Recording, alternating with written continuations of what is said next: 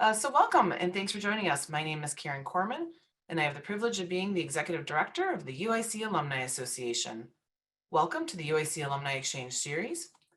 Through the Alumni Exchange Series, we work to bring our alumni and friends a variety of programs and topics so you can explore, connect, and even escape from the everyday with a community of UIC alumni, faculty, and staff experts.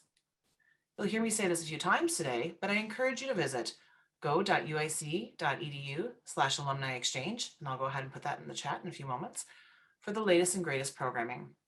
And with that, I'm very excited to start our program today as we are joined by UIC College of Applied Health Sciences professor and UIC alumna, Dr. Leah Lebowicz.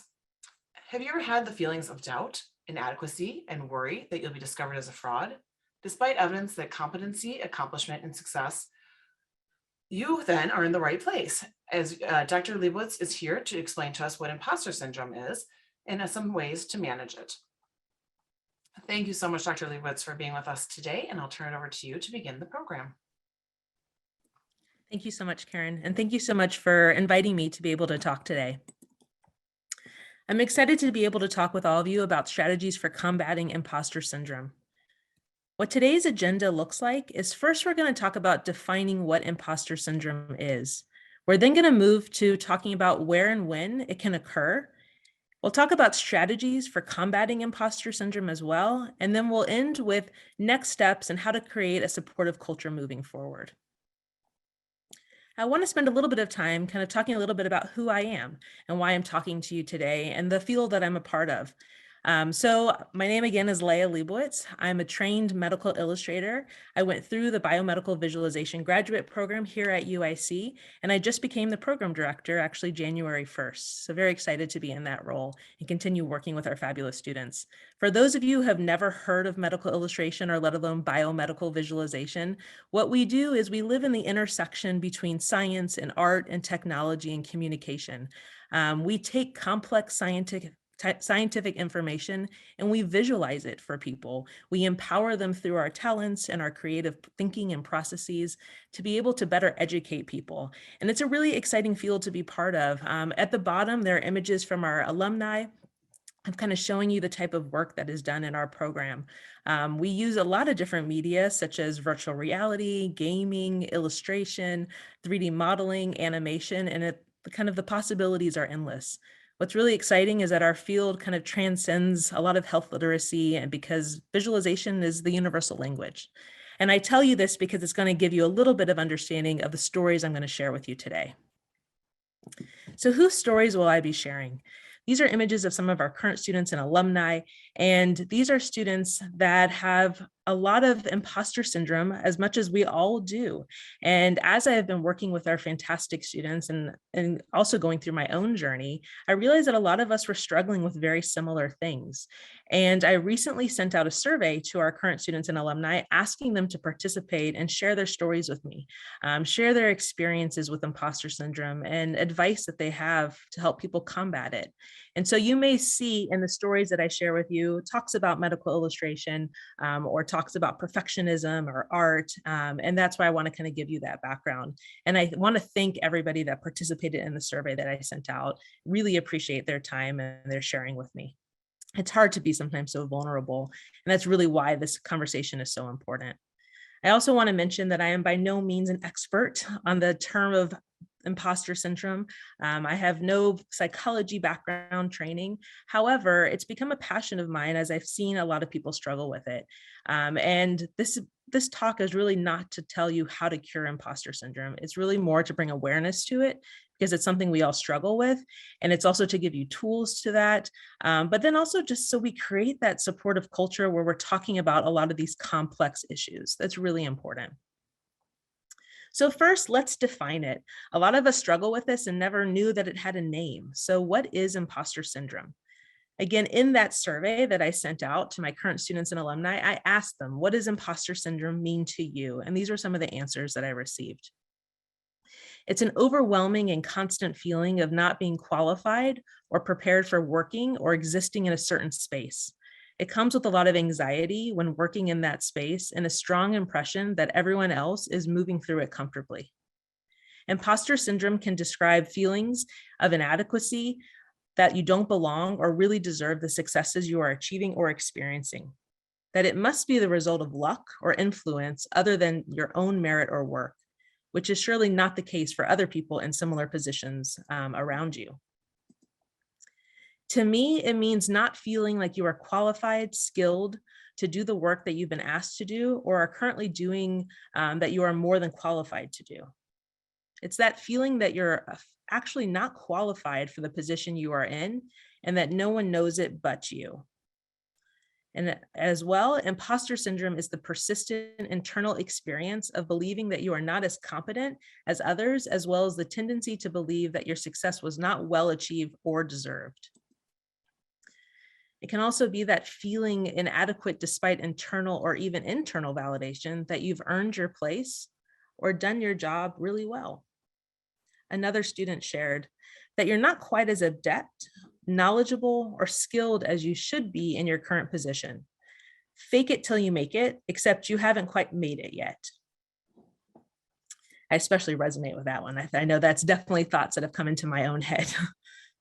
Imposter syndrome means to me that I never fully feel confident and capable of what I am looked up to by other people for. It makes me feel like I don't deserve the position I am in and the experiences that I have. I think I'm actually tricking other people to be where I am instead of accepting that I earned to be in my position and that everyone else is going through the same thing as me. All of these thoughts and feelings really kind of lead to this imposter syndrome cycle. And it starts off with us being praised for talents, right? But we'll kind of attribute those to good luck and timing. That's not really stuff, that's because of what I've been doing. So when you think about that, it turns the praise into kind of not meaningful. It's not based off of my merits. And then you're also starting to fear that other people are going to find you out. And so the next step it causes is that you're going to strive for perfection and work harder. You want to prove that you're really here, right? That all the things that you're doing are because of yourself. And that leads to more accomplishments, but they still fail to reassure you. And it's all part in your mind of this process of maintaining your illusion, right? That you're just, again, tricking people into thinking that you're successful. And despite linking these accomplishments to chance, you're not going to take any of the credit when you do something well. You will have no problem taking on the errors and having that reinforce your idea that you lack the ability or the intelligence. And therefore, it leads us back to, so you strive harder, to work harder, you strive for perfection, which gets you praise, and then again, kind of goes through that whole cycle. So what are ways that we can break this cycle? Because all of us have these feelings, and there must be ways to kind of combat those. Kind of the common theme, though, of all of what these feelings are of imposter syndrome relate back to that feeling of doubt or worry that you'll be discovered as this fraud. Despite evidence of competency, accomplishment, and success. And these imposter feelings can represent a conflict between your own self-perception and the way that you think other people are perceiving you. So now that we've defined what imposter syndrome can look like and how it can manifest in different people, where and when can it occur? The truth is anywhere and any time. We all have probably had a lot of these thoughts in different places. And it really, it transcends everyone, right? There's a lot of things that we're all going to think that are very, very similar. It can also be linked to a lot of additional thoughts, such as areas of self-doubt, but it simply isn't about having excessive humility or poor self-confidence. That's not why you're feeling these imposter feelings. It's going to involve this constant fear of exposure, isolation, and rejection. You're always just waiting for that person to discover you, right? To discover that you're this fraud in your head. It can often strike at moments of success, such as receiving a promotion or an award, starting a new job, or even becoming a first-time parent. Again, as I started talking to you about this imposter syndrome, I told you that I had just been promoted January 1st. I can tell you, it definitely hits when you hit these promotions or these big moments of success of, am I really in the right place? Am I here because of myself? Or did I just trick a lot of people and I'm just waiting, for that to kind of be discovered? You might also feel like you need to work harder because of your perceived shortfalls to avoid being unmasked. This could then lead to further success and recognition, but then you feel like a bigger fraud, the more the success that you have. And all of this is really important to recognize because it can lead to something called downshifting. And that's what happens when you revise your goals and become a little less ambitious. And it really prevents you from achieving your true potential. So I want to take some moments to share with you some experiences with imposter syndrome. I want to give those voices to all the students and alumni that shared with me their stories and experiences. And again, because of the field that I'm in and the work that I do, the stories that I'm going to be sharing with you primarily relate to in graduate school and in the workplace. And while these may not relate exactly to where you are right now, I hope you'll be able to take a piece of each of these stories and be able to relate them to things that you might be personally dealing with or struggling with. I'm not able to share all of the stories I received, but here are some that I wanted to focus and feature. So one student or one alumni shared, honestly, it has never even crossed my mind. I'm sorry, one student shared, honestly, it has never even crossed my mind that I might experience something like imposter syndrome prior to graduate school.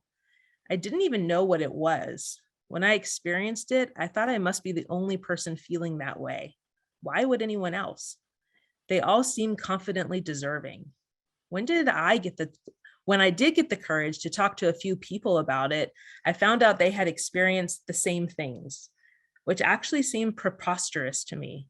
It was easy to see how wrong they were about themselves, but I just couldn't apply that same logic to myself and how I felt.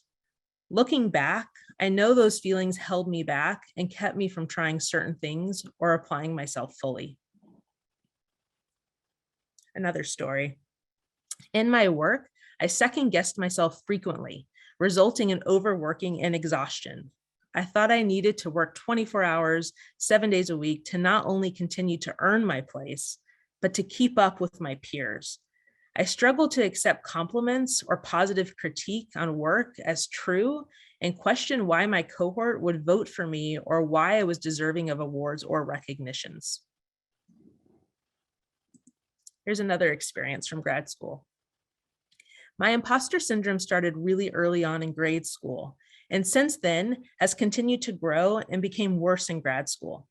When I was young, I had issues with speech and was terrible at standardized testing. I was categorized at an early age as special and just felt dumb. I always thought very differently than most of my classmates, and those insecurities grew throughout my education, especially in grad school, where I felt like I started to compare myself to other classmates who were better at testing or writing. I just felt like I was never smart enough or always had to work 10 times harder than most people. However, when I was young, I had found the one thing that I was good at, art and drawing. I enjoyed drawing so much as a kid, it was the only thing I felt that came easy to me. When you have a knack for something, you tend to become very prideful of it because that's the only thing that you feel identifies you.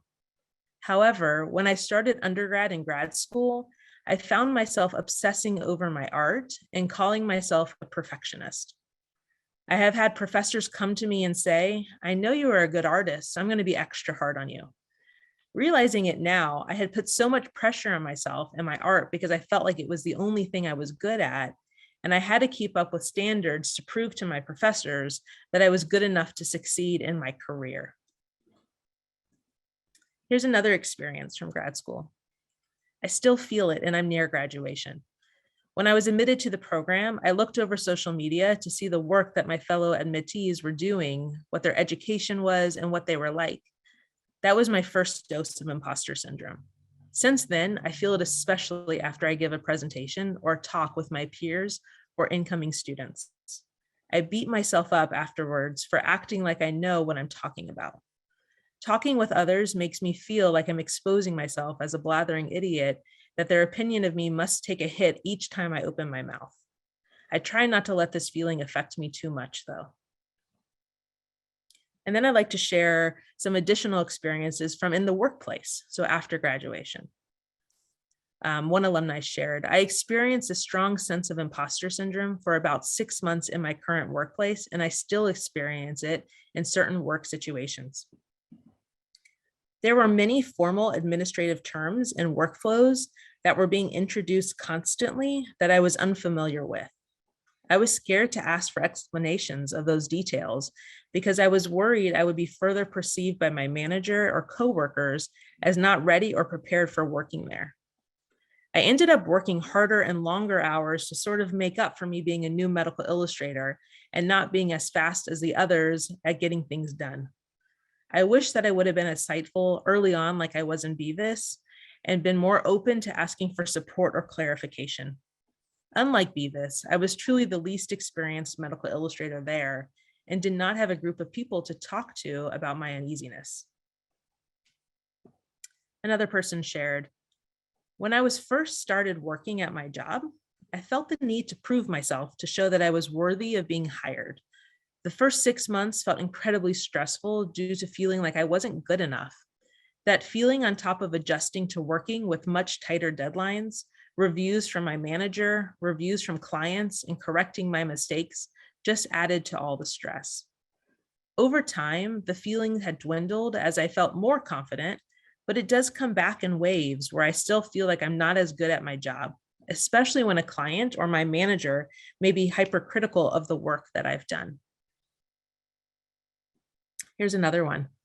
I had a degree in biology and got a job in a lab and was convinced that I was not supposed to be touching those chemicals or performing those experiments because I wasn't qualified, when I got a whole bachelor's degree in this field.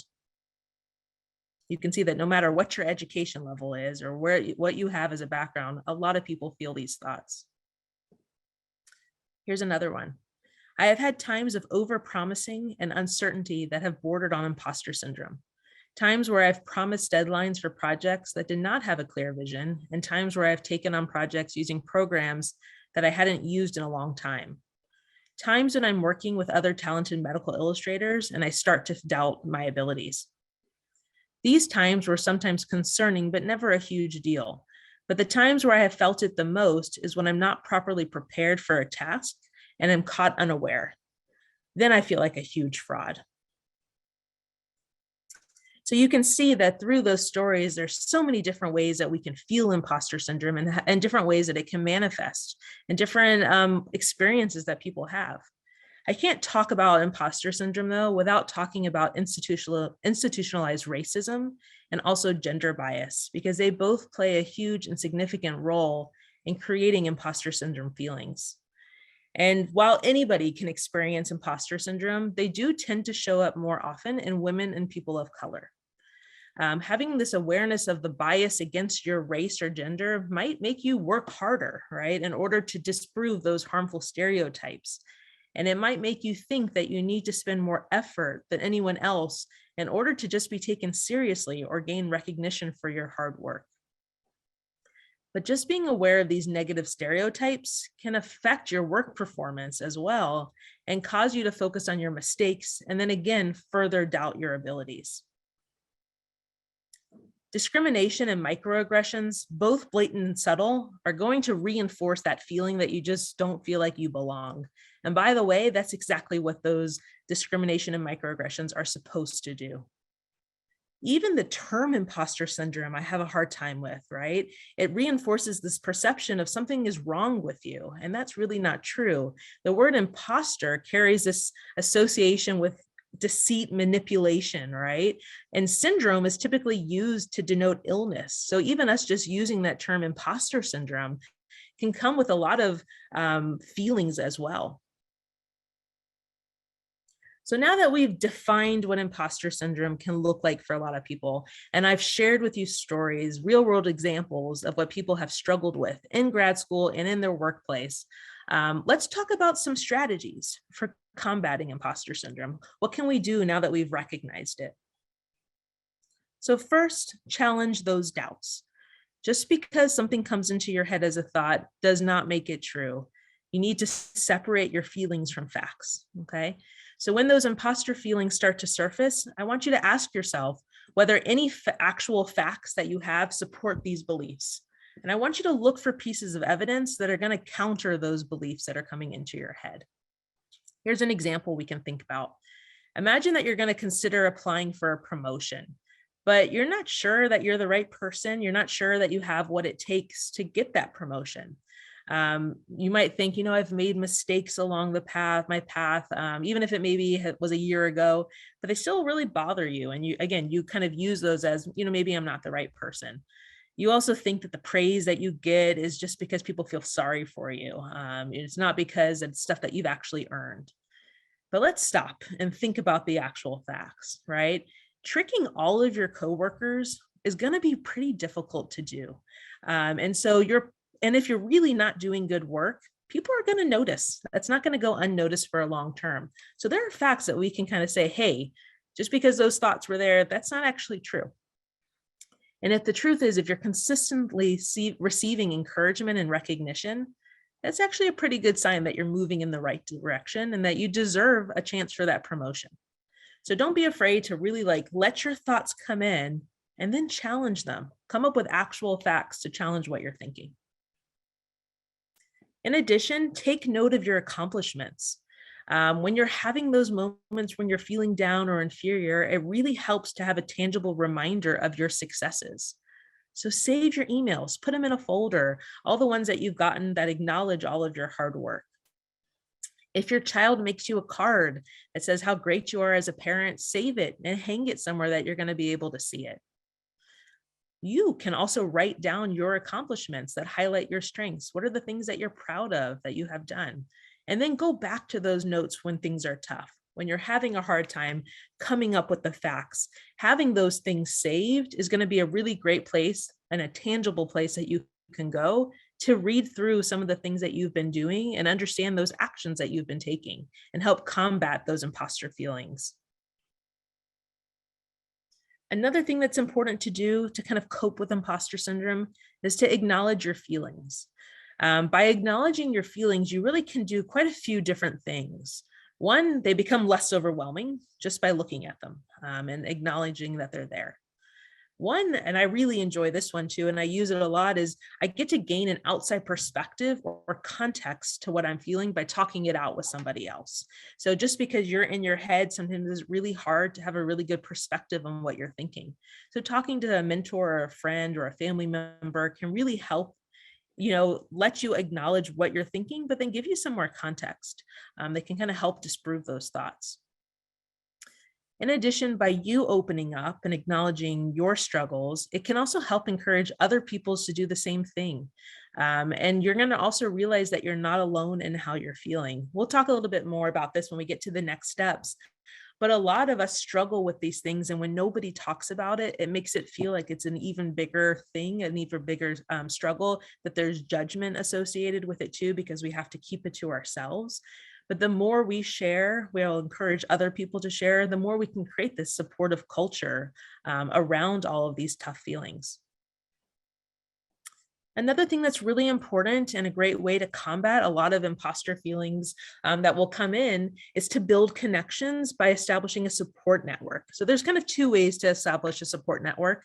The first one is kind of building connections and a network with your friends, your family, can include classmates, can include academic peers, coworkers, and more.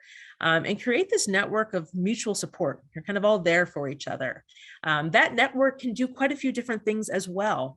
So it can help replace your negative self-talk. It can offer support and guidance. It can validate your strengths and skills, which is really especially important when you're struggling to do that yourself. And it can encourage your growth. In that survey that I sent out, one of the things that was shared really resonated with this advice, and I wanted to include it here as well. And that quote was, "I began to make stronger connections with the members on my team and was able to identify a few things that made me feel like I belonged there. Finding ways to feel integrated and valued as a team member has been very helpful for getting past the imposter syndrome." So here you can see a person who's already been implementing that and really having and being able to see the effects in a positive way.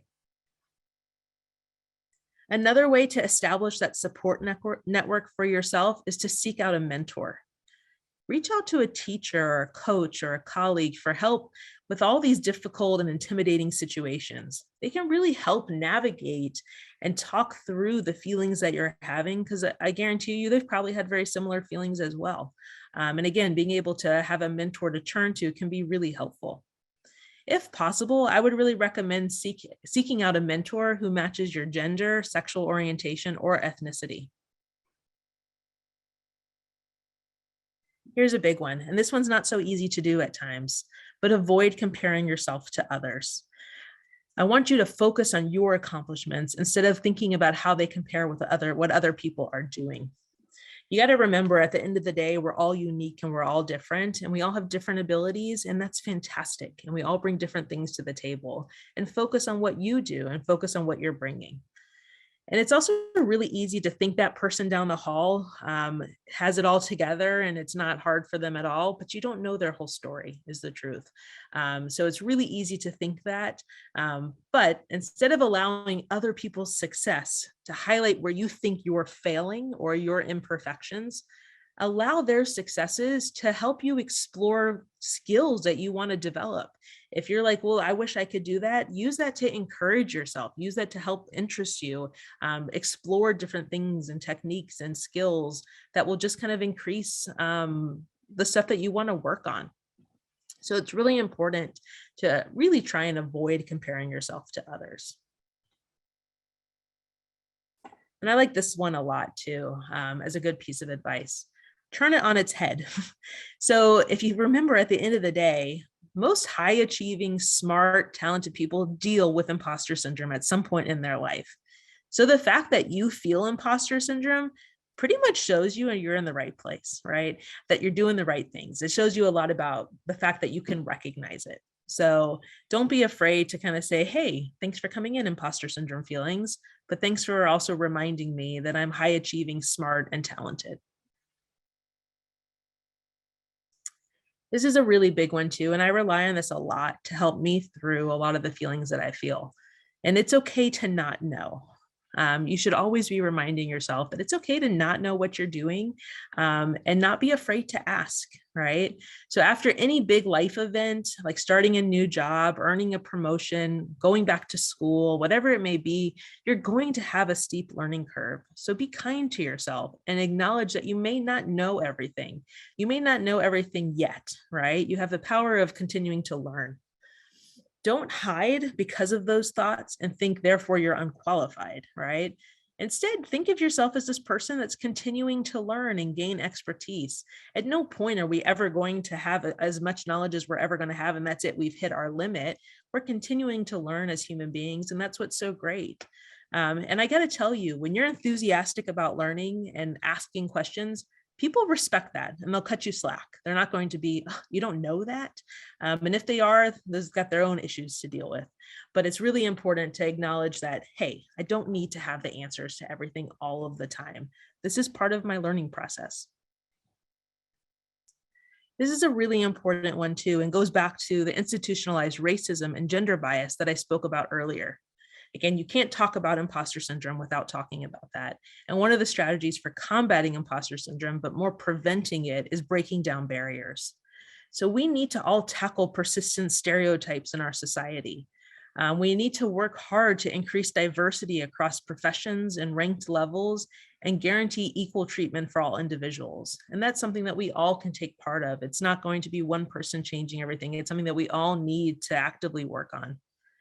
And interventions like these that are more contextual, as opposed to more of the individualized approaches and coping mechanisms I've been talking about so far, are really important because they're going to help prevent imposter syndrome feelings, as opposed to having to cope or combat them once they emerge.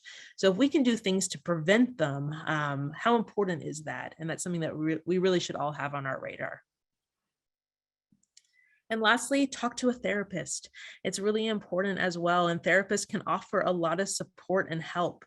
They're really especially great at helping you with overcoming feelings of unworthiness or perceived deception, which is really important. They're going to help address depression, anxiety, and other emotional distresses. I didn't mention this, but when I showed you that cycle of imposter syndrome feelings, in the middle of it is depression, anxiety, because it all gets related and kind of interwoven with the feelings that you're going to feel from imposter syndrome. It's important to also get support in challenging and reframing those unwanted beliefs that are coming into your head. And they're going to be great at being able to help with that. And lastly, they're going to be able to really help create an action plan for moving forward and creating some of those new behaviors. So talk therapy is really important. So now again, that we've defined it, we've talked about when it can happen, and I've given you some strategies of how to combat it and cope with it. Let's talk about next steps. Now that we have all of this information, what do we do? More importantly, how do we create a supportive culture moving forward? The first thing is, let's start the conversation. Having talks like these, and again, I appreciate so much being invited to talk to you guys today about this, because it's just another step in talking about opening up about, hey, we all struggle with this. How many of us have struggled with this and just didn't even know what it was or what it existed? Or maybe we're afraid to talk and to share our vulnerabilities. So starting the conversation is so important. At the end of the day, I want you to realize that success does not require perfection. Being a true perfectionist is nearly impossible. So failing to achieve it does not make you a fraud at all. Instead, I want you to really be kind to yourself, offer compassion instead of this judgment and self-doubt. It can help you keep a realistic perspective and encourage you to grow as a person as well. If organizations can provide a culture that reinforces feelings of inclusiveness and challenge societal norms and stereotypes, but also need to state clear standards of equal treatment in the organization, all of these things can also help decrease imposter feelings in minority groups by preventing them too, taking those steps that we talked about. In addition, it's really important, and I would really encourage you all to think of ways that you can build and seek opportunities for sharing and creating a supportive culture around difficult topics such as imposter syndrome. So part of why I'm passionate about this field was a few years ago, I decided to go back to school and get my EDD in adult education. And part of my capstone project for that was looking at creating a wellness program for the biomedical visualization students, as they're near and dear to my heart. And I was seeing them struggle a lot. And you know, in terms of like time management, stress management, balancing work and school life, and imposter syndrome. So creating this wellness program has allowed me to create workshops where we all meet together and share and talk through. And it's been great at being able to create this supportive culture. For the imposter syndrome workshop, what I've done in the past is have alumni come back and share their stories of, how did imposter syndrome affect you in school? How does it affect you now? How do you cope with it? And it's great for students to see that, hey, I'm not alone. People that have went through the same program that I went through also are feeling these ways. And so I encourage you, while I'm speaking very much to the field of medical illustration at moments in this talk, imposter syndrome isn't only specific to medical illustration. We're all here for a reason, right? We all feel this. So I want you to encourage you to go into your fields, to think about, where can you make a difference? Where can you build a supportive culture? Who are the people around you that you can support? And again, just by talking and building programs like this, we can really have a huge impact. And I feel very honored and excited to be able to have these workshops with my students and see the impact it really makes on them. And again, allowing our alumni to connect back. So I appreciate the ones that shared as well, the stories that I was able to share with you today. In that survey as well, I asked people to share pieces of advice that I'd like to also share with you today. I think a lot of them will resonate with you as well. So one person shared, the advice I would give would be to just talk about it openly. Knowing that these same kinds of feelings affect other people provides a source of comfort. I know now that talking about it provides a greater understanding of yourself and others. I'm still struggling with this now, but it helps to know that other successful people felt or feel this way. And I've still gone on to do some pretty admirable work and find success. I can rationalize that I should still move forward regardless of feeling like an imposter. So just as we've been talking about, those feelings may not go away, but understanding how to combat them, to talk about it openly, to find support in others are going to be really important to make sure that you can still move forward. Another person shared, no one is judging you as harshly as you judge yourself. And it's so true. It's hard to remember sometimes, especially when you've fallen short of a goal that you set for yourself. But it's good to know that at the end of the day, people aren't looking for you to fail. And this goes back to another one of those strategies of be kind to yourself, right?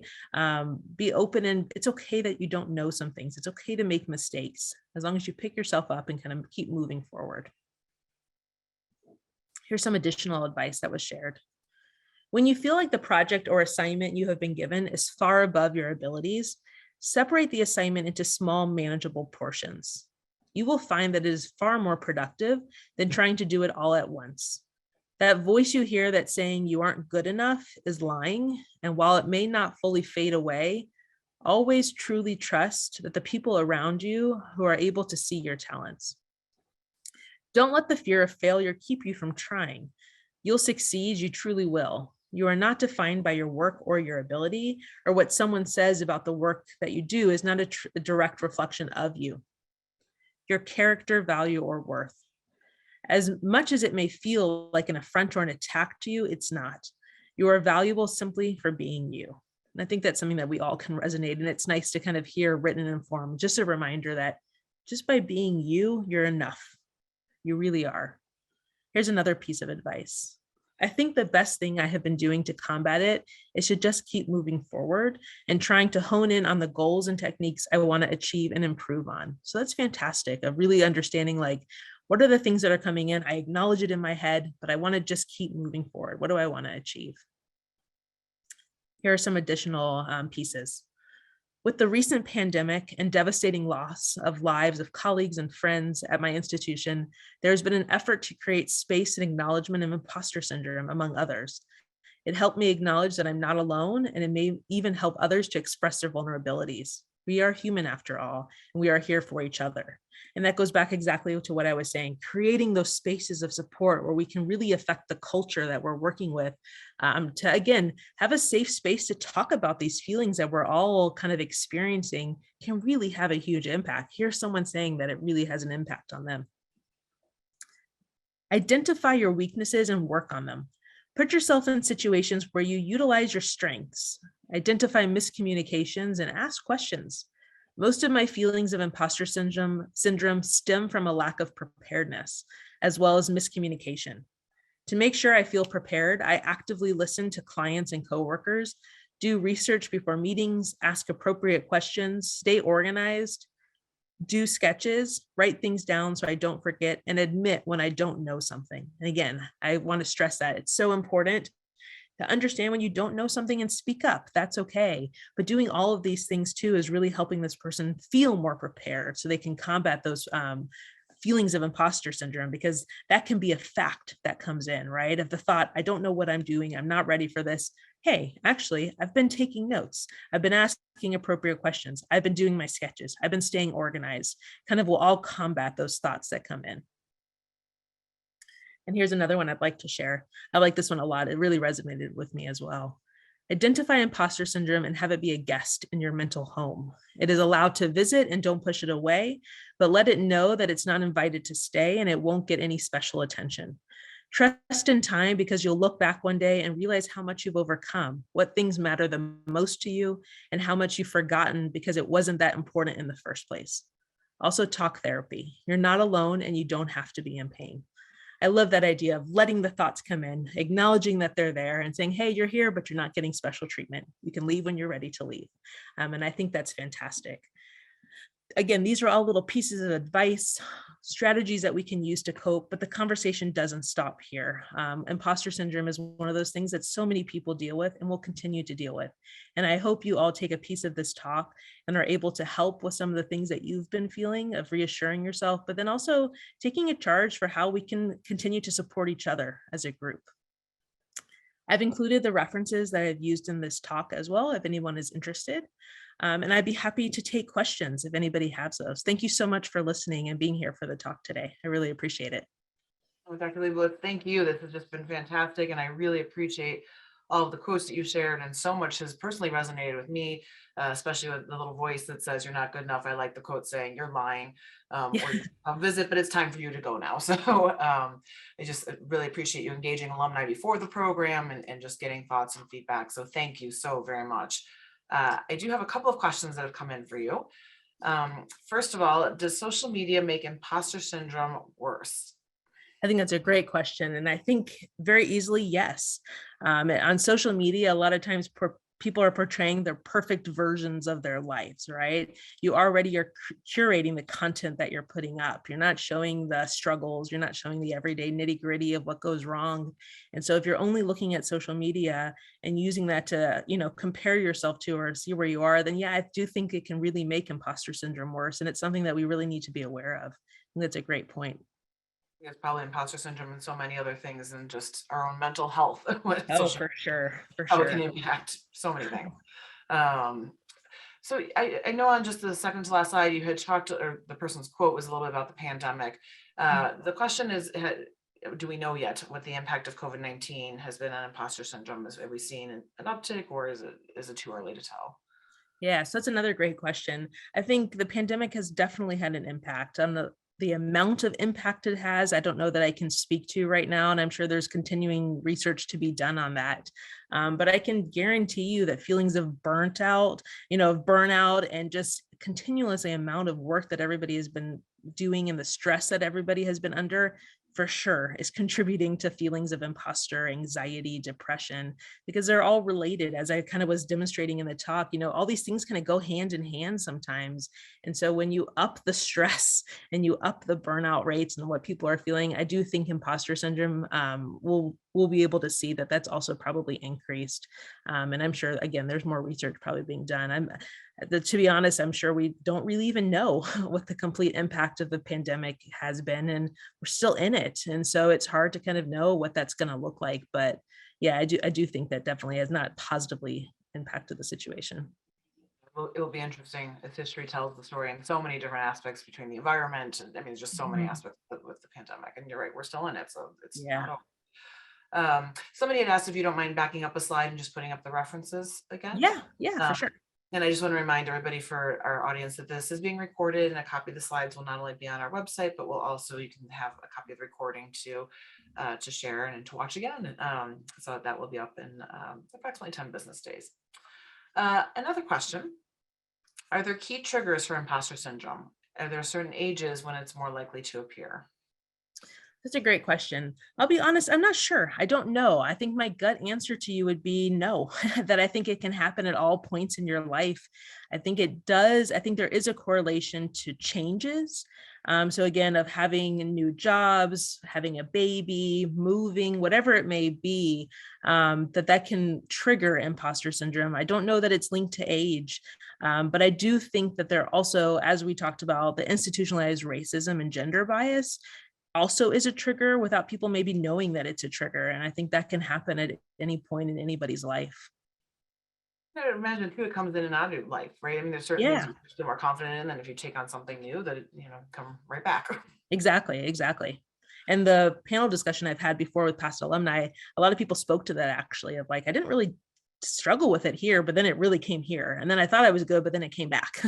And You so, have yeah, to really know exactly. your skill sets and know what you're good at and what you're not, and things that you feel insecure at, and or maybe don't Exactly. recognize what your skill level is. Um, this is personal. Somebody had said a question saying, "Did you feel like an imposter giving this presentation? And if so, what did Yeah. you do to combat it?" So if you're comfortable answering that. Yes, 100%. I was just telling everybody here before the talk started that it was really hard putting this talk together as an imposter, of having those imposter syndrome feelings of, you know what, I'm not an expert, as I mentioned, but that's why I mentioned it in this talk. I want to acknowledge where my limitations are. And so I can feel like I'm not tricking people into believing I have expertise, but then also looking at the facts, right? I've done a lot of research into this. I have had my own personal experiences with imposter syndrome. I've spoken to a lot of my alumni and my students about imposter syndrome. And so I have experiences that I can share. Does that make me the overall expert in it? No.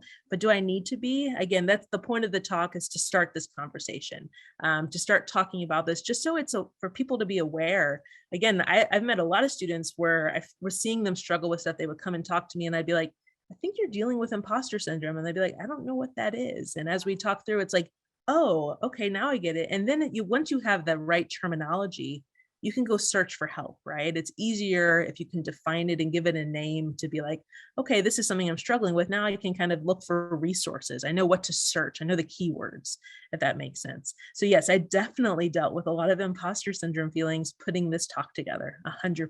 And that's okay. The feelings come in and then I tell them to stay and then leave and they go right away. Well, and thank you for having such an honest answer. And I think it's extremely valid. And I appreciate you saying, yes, this is, this is where you're at. And so I think that's very helpful. Very much understanding what the term means and being able to identify it. It's like something else. Somebody points out something new to you, and then all of a sudden you start to see it everywhere. My gut tells me now that you've been able to um, define it so well that people are going to start to say, oh, that's what that is, or that's what that feeling is. Or I was talking to a colleague, and they'll have that recognition. So I think that's wonderful. Thank you. Another question, how can managers or faculty members communicate in ways that help people dealing with imposter syndrome? Sure. I think that's a fantastic question too. I think the first thing that comes to my head is just being open with your own struggles, right? Of not being afraid to share that, hey, this is something I struggle with too, and showing that we don't need to be perfect. I think a lot of students sometimes look at faculty, right? Colleagues, and you're like, oh, they've got it all together. They've figured it out. I'm just sitting here trying to figure out what I need to do. And that's really not true. We really don't. And the more I think we can be vulnerable and share that with our students, the better I think they're going to feel like they can open up, but also understand that they're not alone. And I think that's really important of making sure people don't feel alone is going to best support them, where we can take away that judgment. Because so much when we think we're the only ones dealing with something, there's so much judgment there. There must be something wrong with us, right? Because I'm the only one that thinks this way. But the more that they can see that, hey, you're not alone, it takes away that judgment, and it really can let people strip away all the negative parts of it and just kind of understand, okay, this is a feeling I have. Now, what am I going to do with it? And how do I kind of move forward past it? Yeah, thank you. Somebody else had put sort of, I don't think they intended to be a follow-up question because it came while I was asking the question, but just talking about somebody on a team or a group. So a little bit different than faculty or a manager Sure. relationship. But is it okay to approach somebody if you see that they're struggling, and to have that, can you ask them how you can help, if you Yeah. recognize that they're sort of showing the symptoms, if you will? Yeah, I think it's also a great question. And I would say it's going to be a case by case basis, right? You're going to know your colleague, the team player that you're working with, of kind of gauging how you think they may react to how you may approach them. So if it's someone who's a little bit more shy, maybe not approaching them in a group in the team and asking, but maybe taking them to the side and talking with them and letting them lead the discussion. And again, I would approach it as sharing of, this is what I'm feeling. Also, by the way, I just want to acknowledge all of the great things that you've been doing, give them the facts and then let them respond to that. And then based off of their response, I would say that will dictate how you respond back. If they kind of shut down and it's like, this is not what I want to talk about, I think you can think that, okay, these are baby steps. I'm not going to come in here. I'm not their therapist. I can be there to support them and remind them of how great that they're doing. But when they want to talk, I'm here. But I think if you find that someone's like, when you say that, I don't feel that's true, or I'm really struggling, it opens the door where then you can, again, share with them your experiences, talk about maybe some of the strategies that we talked about today to offer them, to kind of ways to help cope with that. And again, just be that support system, that it really helps as well. I think that's great advice, especially if you use yourself as the example and say, Mhm. when I was going through this, I had this and experience happened to me, and without even saying, I think you're going through that too, but rather Yeah. just, here's what I learned, and then see, to your point, if they open the door, and if they do, then you Mhm. can engage in further conversation. I think that's excellent advice. A little bit of a changing question. Is there an upside to imposter syndrome? Is there a way to retain the motivation to achieve without causing psychological distress? Yeah, I think that's a great point. And I think if you are aware enough of the feelings that come in and use them to that way, yes, 100%. I think it can be motivational. I think it can cause you to look at, okay, these are the things I want to grow, as the person just mentioned. It can definitely help you. However, if you're not aware that those are the feelings that you're having and you don't quite have the ability to come up with the facts to combat them, it can be more negative, it can be more dangerous, and it can hurt your mental health, I would say. So getting to that point where you can be like, hey, I'm going to turn, like as we said, turn it on its head, right? Look at it and be like, hey, I have imposter syndrome feelings. I'm going to make a positive out of this. I'm going to acknowledge it that I have them. So I'm doing the right stuff. And then I'm going to use it to motivate me to move forward, that's fantastic. I would say that's the place we all would hope to get to. It's again, quieting the voice saying I'm not good enough. Yes, you Yeah, are, and I'm going to prove to you that I'm good. exactly. That might be a little competitiveness I have, but that's myself apparently. But no, I think that's again excellent advice.